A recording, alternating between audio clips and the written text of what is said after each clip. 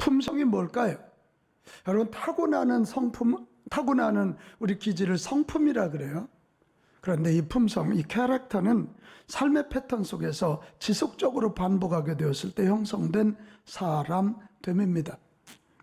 여러분, 성품이 타고나는 것이라면 이 품성은 경험과 훈련을 통해서 만들어지는 거예요. 우리 좋은 품성 만들어서 좋은 품성 가지면 좋은 인생이 될 줄로 믿습니다. 풍성한 품성을 가지면 풍성한 인생이 되는 거고, 반대로 못된 품성 가지면 하는 일마다 못된 일 하면서 못된 인생이 되는 거예요. 늘 저주스러운 품성을 가지면 저주스러운 인생이 돼버리고 마는 것입니다. 여기는 저와 여러분, 우리 풍성한 품성 가져서 꼭 승리하고 선한 영향력 끼치는 하나님의 자녀들, 예수 그리스도의 제자가 되시기를 축복합니다.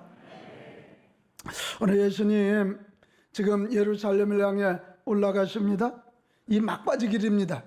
이 막바지 길에 제자들을 지금 훈련하고 계시는데, 이 제자들을 훈련하시면서 이 품성에 대해서 터치하고 계신다는 사실이, 복된 하나님의 자녀요 탁월한 예수님의 제자가 되기 위해서는 하나님의 말씀을 삶의 규칙으로 세우고 거기에 맞는 품성, 또 예수님 닮는 품성으로 우리가 만들어져 가야 된다는 거예요.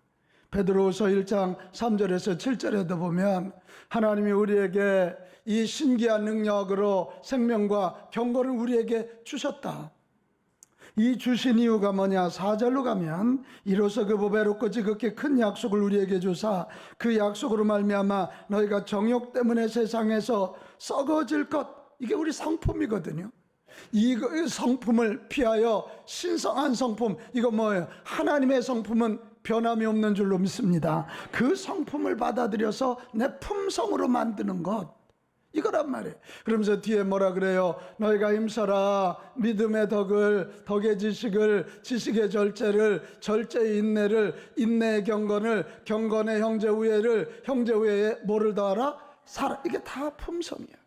우리 하나님의 자녀 되고 예수님의 제자 되려면 예수님의 그 성품을 덧입어 우리의 품성이 예수님 닮게 해야 될 줄로 믿습니다. 그래서 갈라디아서 5장 24절에 바울이 그런 고백에서요, 그리스도 예수의 사람들은 육체와 함께 그 정과 욕심, 이게 성품이에요. 그걸 어디에 못 박았다고요? 십자가에 못 박는, 십자가에 못 박는. 바울은 알았어요. 우리의 몸은 욕망의 전쟁터예요. 그러니까 우리의 몸은 이게 늘 이 쾌락, 자기 편한 걸 쫓아가려고 한다. 그래서 바울은 이건 안 된다. 우리 육체와 함께 그 정과 욕심을 십자가에 받고 나의 주인이고 나의 하나님이신 예수님의 성품을 받아들여서 그것을 덧입고 옷 입어서 내 품성으로 만들어가야 된다. 그런 이야기를 하고 있습니다. 자, 오늘 왜 이렇게 품성 얘기를 시작하냐면, 오늘 우리가 읽은 이 성경이 제자들에게 품성을 훈련하는, 타치하는 것이기 때문에 그래요. 예수님이 예루살렘을 향해 지금 올라가고 있다 그랬어요. 그 중에 사마리아와 갈릴리 사이로 지나가시는데 10명의 나병 환자를 만납니다. 그 당시 나병 환자들은 집에서 쫓겨납니다. 마을에서 쫓겨납니다. 근데 이들이 소문을 들은 것 같아요. 예수님은 소경의 눈도 띄운다더라. 예수님은 불치병자들을 치유한다더라. 그래서 예수님 앞에 10명이 몰려와서 예수 선생이여 우리를 불쌍히 여겨 주옵소서 간절히 외치니까 예수님이 반응하셔요. 그래, 그러면 너희가 가서 제사장들에게 너의 몸을 보여라. 그 당시에는 제사장들이 의사 노릇까지 했거든. 근데 이들이 예수님 말씀에 따라 가다가, 이거 아멘 할 준비해요. 가다가 자기들이 나병이 나은 것을 보게 된 거예요. 얼마나 놀라웠겠어요. 그런데 이제 그 다음이 문제예요. 가서 제사장에게 보였겠죠. 그래서 나았다는 얘기를 들었겠죠. 근데 그 중에 9명은 얼른 자기 집에 가서 나 나았다, 자기 동네에 가서 그런 것 같아요. 그 중에 10명 중에 한 명은 유대인도 아니고 사마리아인인데 이 사람은 돌아와서 하나님께 큰 소리로 영광을 올려드리고 예수님 앞에 엎드려서 감사하는 거예요. 이에 예수님 어떻게 합니까? 9명은 어디 있느냐? 9명은 어디 있고 이 이방인 하나만 돌아와서 하나님께 영광을 돌리느냐? 그러면서 그 사마리아인을 향해서 일어나가라, 내 믿음이 너를 구원하였느니라, 이렇게 말씀합니다. 그렇게 말씀합니다. 지금 하나님이, 우리 예수님이 제자들을 향해서, 오늘 저와 여러분을 향해서 하나님의 자녀요, 예수님의 제자로 살아가려면 너희들이 꼭 갖춰야 할 품성이 있어. 그게 뭔지 아냐? 감사라는 거지. 같이 합시다. 감사. 오늘 본문 내용을 보면 세 가지 믿음이 나와요. 하나는 기도하는 믿음입니다. 13절 소리 높여 이르되 예수 선생님이여 우리를 불쌍히 여기소서 하거늘. 그러니까 사람들은 어려움 당하면 누구나 다 기도합니다. 예수 안 믿는 사람들도 기도합니다. 하나님 소리가 저절로 나옵니다. 이거 귀한 믿음이죠. 이보다 한 단계 더 높은 믿음이 14절에 나옵니다. 보시고 이르시되 가서 제사장들에게 너희 몸을 보이라 하셨더니 그들이 가다가 깨끗함을 받았다. 순종하는 믿음입니다. 기도하는 믿음보다 순종하는 믿음이 한 단계 우인 줄로 믿습니다. 순종은 기적의 통로. 항상 순종은 기적의 통로. 예수님의 기적은 순종을 통해서 나타났어요. 여러분, 순종의 믿음 가집시다. 근데 대부분의 사람들이 여기서 끝나요. 왜? 자기가 중심이라 그래요. 내 문제 해결됐으니까요. 거기서 끝내버려요. 그런데 오늘 성경은 한 단계 더 높은 단계의 믿음을 가르치는데 감사하는 믿음. 자, 15절 16절 우리 아는 말씀이지만 크게 한번 읽어봐요. 시작. 그 중에 한 사람이 자기가 낳은 것을 보고 큰 소리로 하나님께 영광을 돌리며 돌아와 예수의 발 앞에 엎드려 감사하니 그는 사마리아 사람이라. 할렐루야. 이거 한번 이 본문을 가만히 보면 이 사람이 큰 소리로, 사람들이 듣게끔 막 큰 소리로 하나님이 하셨습니다, 하나님이 고쳐주셨습니다, 그리고 예수님 앞에 엎드려 절했대요. 여러분, 이 엎드려 절한단 말이 예배라는 말이거든. 샤하, 이 샤하가 절한다면, 예배라는 히브리어가 샤하예요. 이게 절한단 말이 예배예요. 예배, 절한단 말이에요. 지금 이 사마리아 사람은 이 감사한다는 게 뭐냐면 하나님이 하셨습니다. 내가 주인이 아니라 하나님이 하셨습니다. 나 같은 거 쓰시려고 하나님이 고쳐주셨습니다. 하나님이 하셨습니다. 그래서 주인이 자기가 아니라 하나님으로 인정하고 사람들이 듣게끔, 누구든지 보게끔 큰 소리로 절을 하면서 영광을 올려드리고 있는 것입니다. 여러분, 이 감사하는 믿음이 최고의 믿음인 줄로 믿습니다. 이런 자에게 오늘 어떤 복이 있어요? 일어나가라, 내 믿음이 너를 구원하였느니라. Rise and go. 일어나 가라는 거예요. 이게 부활이지요. Your faith, 너의 믿음 has made you well. 너의 영혼까지 구원받게 하였느니라. 이렇게 말씀. 여러분, 이 하나님께 감사하고 하나님이 하셨다고 주권을 하나님께 인정하는 이 감사하는 믿음은 하나님의 마음을 움직이는 줄로 믿습니다. 우리의 육뿐만 아니라 영까지도 살아나게 하는 줄로 믿습니다. 이 감사는 이렇게 하나님과의 관계, 사람과의 관계, 나 자신과의 관계도 풍성하게 하는 품성인 줄로 믿습니다. 저는 시편 100편을 요즘 근간에 묵상하다가 이게 신앙생활이구나. 시편 100편 3절 4절에 보면 우리가 해야 할 첫 번째는 하나님이 우리 하나님이고 하나님이 우리를 지으신 분이고 하나님이 우리의 목자이신 것을 아는 게 1번이다. 알았다면 그 다음 뭐냐? 그 다음에 할 일은 감사함으로 예배의 문에 들어가고 찬송함으로 주님 앞에 들어가서 감사하고 송축하는 게 우리의 자세다. 그렇게 될 때 마지막, 하나님은 선하셔요.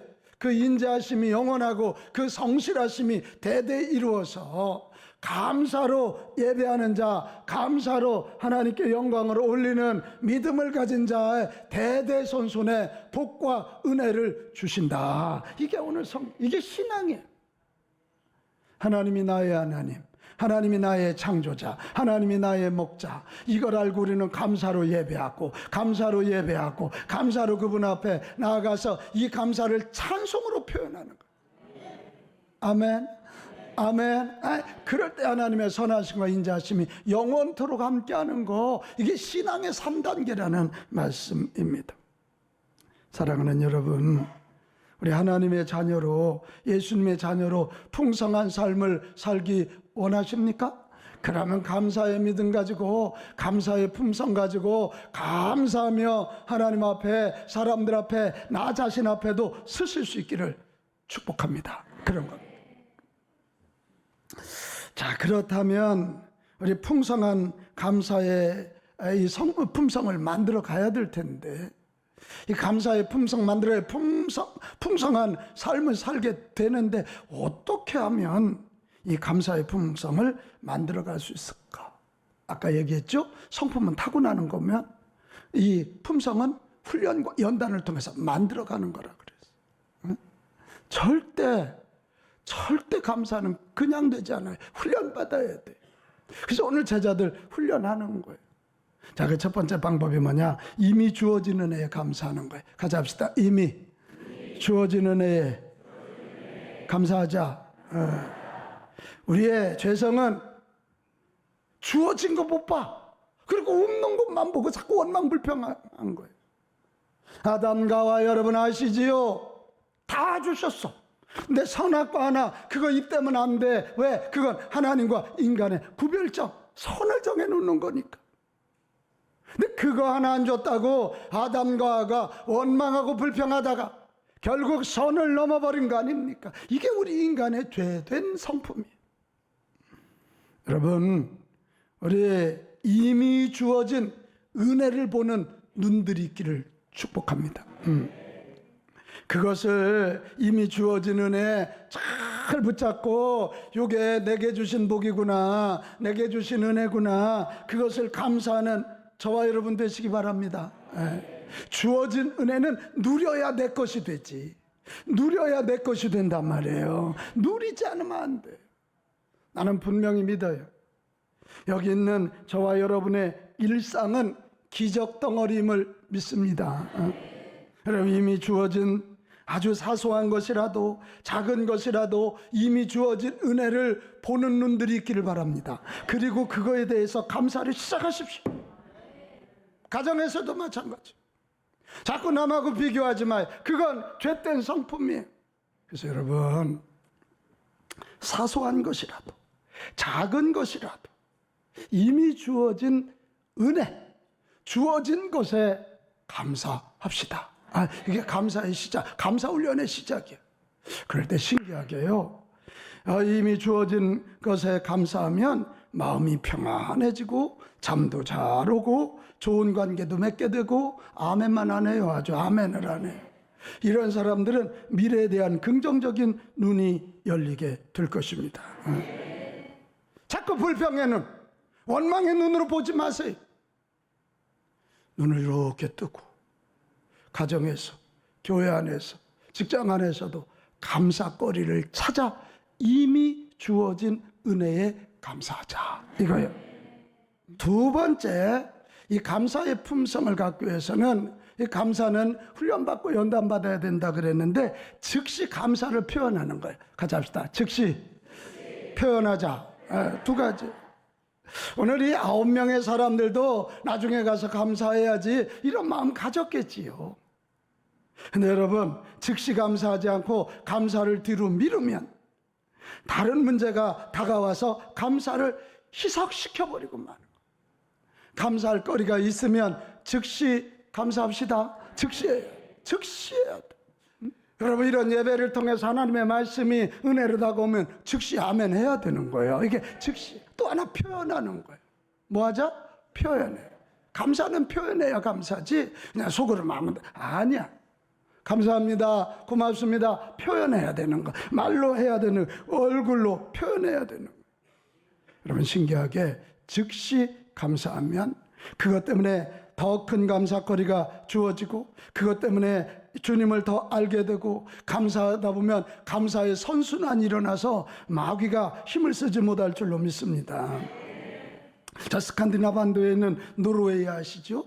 거기에 전해지는 전설이 하나 있어요. 옛날에 사탄이 하늘로부터 지구에 내려왔대요. 그리고 노르웨이에 창고를 몇 개 짓고 그 안에 마귀의 씨를 보관해뒀답니다. 미움의 씨, 질투의 씨, 슬픔의 씨, 욕심의 씨, 절망의 씨와 같은 마귀, 이거 뭐 다 우리가 봐도 마귀의 씨 맞잖아요. 그러면 창고에 저장해놓고 요 집에 가서 저 집에 가서 저 마을에 가서 나라 전체에 뿌렸어요. 그랬더니 이 마귀의 씨가 뿌려진 곳은 쌍나자라면서 다 지옥이 되는 거예요. 근데 한 동네만은 마귀의 씨가 자라지 않는 거예요. 그래서 사탄이 가서 이렇게 봤어요. 사탄이란 말이 원래 감찰자라는 말이거든. 사탄이 이렇게 가서 봤더니 그 동네는 왜 마귀의 씨가 안 뿌려지나 봤더니 그 동네 이름이 감사의 마을이야. 감사. 그 동네는 이래도 좀 같이 좀 맞춰줘요. 백은자 권사님, 이래도 감사, 저래도 감사, 앉아도 감사, 그냥 감사야. 그냥 감사. 그래서 노르웨이에는 이런 말이 있답니다. 감사하는 마음에는 사탄의 씨를 뿌릴 수가 있다 없다? 없다는 거예요. 맞아요, 바로 이거예요. 하나님의 자녀로 살아간다는 거 뭐예요? 이런 예배에 나와서요, 우리가 하나님께 감사를 올려드리고 찬송을 올려드려 감사의 영으로 충만해지는 거죠. 그랬으면 그 감사의 영을 가지고 내 가정, 내 직장, 내 삶의 현장으로 나가는 거예요. 그리고 거기 가서 어떻게? 즉시 감사를 표현하며 산다. 그러면 불평, 원망이 틈탈 자리가 없다. 그러면 마귀가 역사하지 못한다. 이런 것입니다. 여러분, 예배 열심 내시기를 축복합니다. 현대인들이 온라인 예배 드리면 되지 이러면서 쉽게 예배를 자꾸 놓쳐요. 이게 예배를 놓치면 감사의 영이 살아나지 않아요. 여기 와서 우리 준비된 찬양을 올려드리고 준비된 감사를 드리고 준비된 감사의 예물을 올려드리는 거예요. 그러면서 감사의 영으로 충만해야 내 가정에 가서 감사, 내 직장에 가서 감사, 내 학교에 가서 감사, 내 지역과 내 삶의 현장에서 감사를 하게 될 줄로 믿습니다. 마지막, 감사를 하되 풍성히 감사하려면 여러분, 감사를 기록하는 거예요. 감사를 뭐 해야 돼요? 기록해. 입으로 표현하는 것보다 더 강력한 건 기록하는 것입니다. 우리 교회도 감사 노트를 작년에 논하두고 썼잖아요. 그래, 저 원로 장로님 한 분이 지난번 신방 갔더니, 목사님, 제가 이 감사일기 쓰면서 살아났어요. 그래, 뭔 소리요 장로님? 그랬더니 사업을 하시는데 너무 힘든 거예요, 요즘 사업이. 그러면서 노트를 저한테 보여주시는데 매일마다 10가지를 빡빡히 쓰셔서 부인 권사님과 함께 주무시기 전에 쓰고 그거 같이 읽고, 그래서 잠을 자고 이 불황 중에 견뎌내고 지금은 행복합니다. 이런 얘기. 이 감사일기는 오프라 윈프리가 시작을 했거든요. 이 오프라 윈프리가 얼마나 여러분 사생하잖아요. 아버지가 누군지도 몰라요. 흑인이에요. 그리고 성장하는 사춘기에 성폭행을 당합니다. 절망스러운 사람이에요. 그런데 훈련을 받고 하루에 5가지씩 감사거리를 매일 쓰기 시작했더니 어느 날 오프라 윈프리가 그런 생각이 들더래요. 나는 불행한 사람, 저주받은 사람이 아니라 억수로 운이 좋은 사람이다. 이 생각이 들더라는 거예요. 억수로 운이 좋은 사람이니까 이제는 자기는 감사하기 시작하고, 운 좋은 사람이니까, 이미 복을 받은 사람이니까 그렇게 살아갔더니 세계를 움직이는 여성 오프라 윈프리. 여러분, 우리 정말 매일 이 감사를 언제 쓰는 게 좋냐면 자기 전에 쓰는 게 최고래. 그럼 우리 뇌에 남는데, 밤새도록 자면서도 그게 남는데요. 써봅시다. 써봅시다. 네. 정말 지혜로운 사람은요, 현관문에 써붙이면 되지. 감사. 그래서 애들이 학교 가면서 이렇게 남편이 출근하면서 아내가 나가면서 써붙이는 거예요. 자, 같이 합시다. 감사를 기록하자. 아멘. 감사는 우리의 영혼도 살리지만 육신도 살리는 줄로 믿습니다. 감사를 기록하셔서 이 글에다 이 종이에다 기록하고 현관문에 기록할지라도 이것은 하나하나 우리의 세포에 기록되면서 결국 우리를 감사의 사람으로 만드는 줄로 믿습니다. 가족들끼리도 그거 한번 써보고. 아멘. 아멘. 한번 해봐요. 어떤 일이라나. 그럴 때 우리는 원망, 불평의 성품이 싹 사라지고 감사의 품성이 내 안에, 내 마음, 내 세포에 새겨져서 우리는 감사거리가 될 줄로 믿습니다. 그럴 때 우리는 진정으로 변화해요. 같이 합시다. 변화가 성공입니다. 외적인 성공은 우리가 정해놓은 어떤 목표를 성취하는 거라면 내적인 성공은 변화라고요. 나 승질이 그러니까 건들지 마. 죽는 거예요. 그 뭐 성질 뻔해. 못됐어. 그러나 예수님 붙잡고 감사의 품성운동 우리가 시작해서 내가 이 못된 인간이 감사하는 인간으로 바뀐다면 우리는 성공한 것입니다. 성공.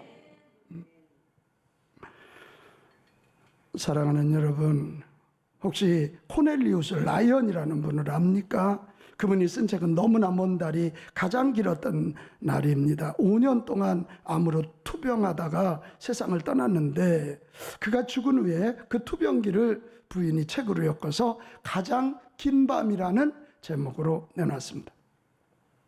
그 내용에 보면 이런 거예요. 남편이 이 암 말기 판정을 받았는데 아침마다 일어나면 똑같은 기도를 소리내서 반복한 거예요.